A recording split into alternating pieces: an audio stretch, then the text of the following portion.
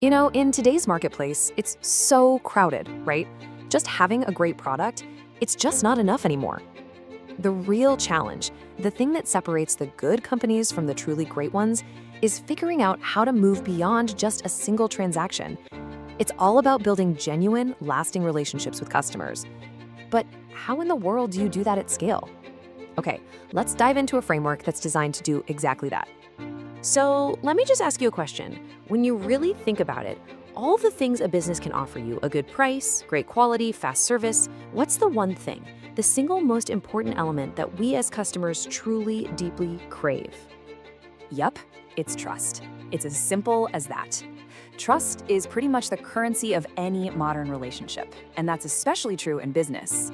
It's that gut feeling that a company gets you, they understand you, and they actually have your best interest at heart.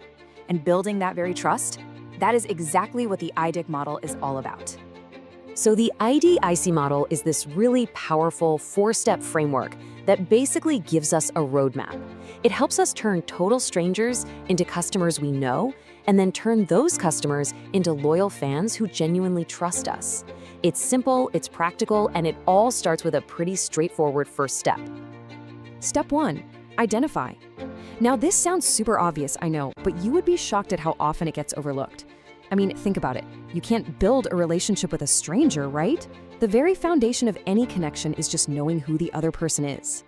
And this slide really gets to the absolute heart of what identify means here. It's so much more than just a name in a database. It's about knowing that the person who clicked your ad is the very same person who called customer support last week and is now walking into your physical store. It's about creating one single, complete picture of that person, no matter how or when they reach out.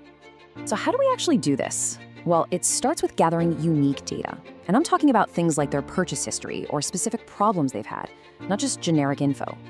That data lets you build a really rich individual profile.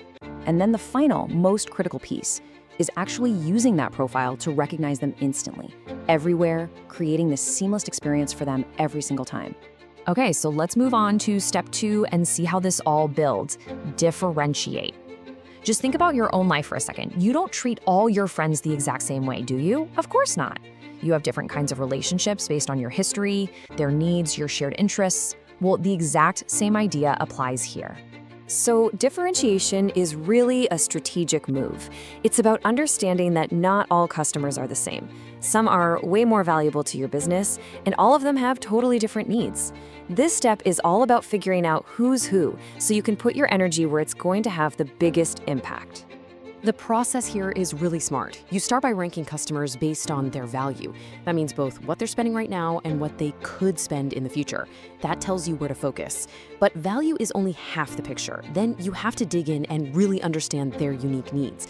It's only when you combine value with their needs that you can tailor your efforts and really make a difference.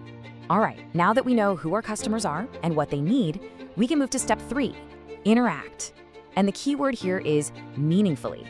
We're not just talking about, sending out a bunch of marketing emails. So here's the crucial part. Every single interaction is an opportunity. It's a chance to learn something new about your customer and to give them something of value. It has to be a two-way street, a real dialogue, not you just broadcasting at them. Every conversation should make that bond a little bit stronger and build on the one before it. So how do you actually make every interaction count? Well, it always starts with listening. And not just to what customers say, but what their actions are telling you. Then you take everything you've learned from the first 2 steps to make the conversation personal. When you do that, every single touch point becomes a chance to build trust and prove that you're not just hearing them, you're understanding them. And wow, this quote just nails it, doesn't it? Anyone can pull a name from a database. That's like personalization 101. But remembering my specific problem, my history with you, my goals, that shows you actually get me. That is what builds that powerful, unshakable trust. This leads us perfectly into the final step, step 4, where everything we've done comes together. Let's call it communicate, or maybe even better, customize. This is the ultimate payoff for all that work, the purest expression of a relationship built on trust. Customization really is the big payoff. It's taking everything you've learned from identifying, differentiating, and interacting with the customer and using it to actually change what you offer them. You're not selling a one-size-fits-all product anymore, you're providing a solution that's been tailored just for them.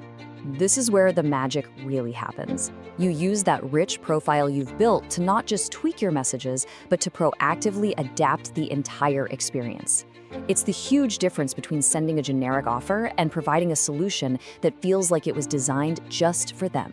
It's the ultimate proof that you've actually been listening.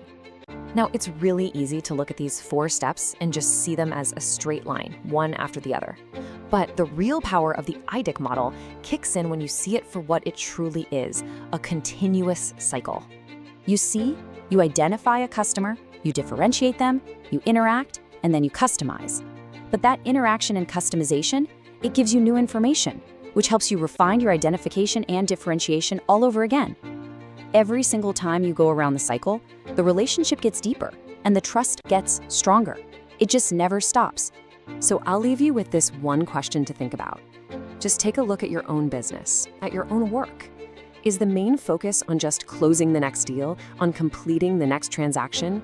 Or are you actively and strategically using every single interaction to build something so much more valuable, so much more lasting, real human trust?